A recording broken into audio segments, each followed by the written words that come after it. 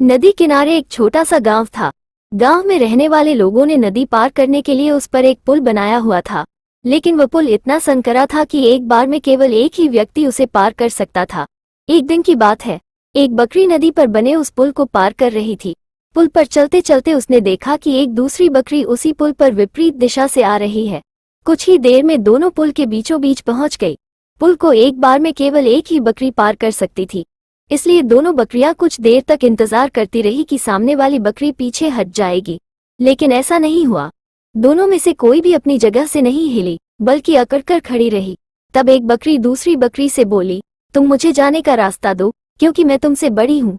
इस बात पर दूसरी बकरी हंस पड़ी और बोली, होगी तुम मुझसे बड़ी, लेकिन मैं तुमसे कहीं ज्यादा ताकतवर हूँ। मैं तुमसे जल्दी ये पुल पार कर लूंगी, इसलिए तुम मुझे रास्ता दो। पहली बकरी बोली, मैं तुमसे बड़ी भी हूँ और ताकतवर भी, इसलिए हट जाओ।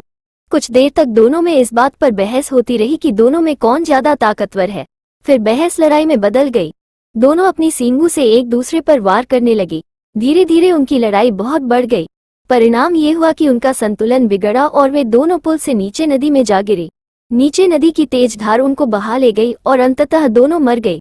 कुछ देर बाद दो और बकरियां विपरीत दिशा से उस पुल पर चलते हुए आई और बहस करने लगी कि कौन पीछे हटेगी और कौन दूसरे को रास्ता देगी।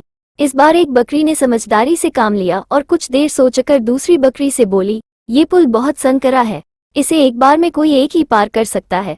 यदि हमने लड़ने की मूर्खता की तो नदी में गिरकर अपनी जान गंवा देंगी। इसलिए ऐसा करते हैं कि मैं पुल पर लेट जाती हूँ, तुम मुझे लंघ कर दूसरी ओर चले जाना।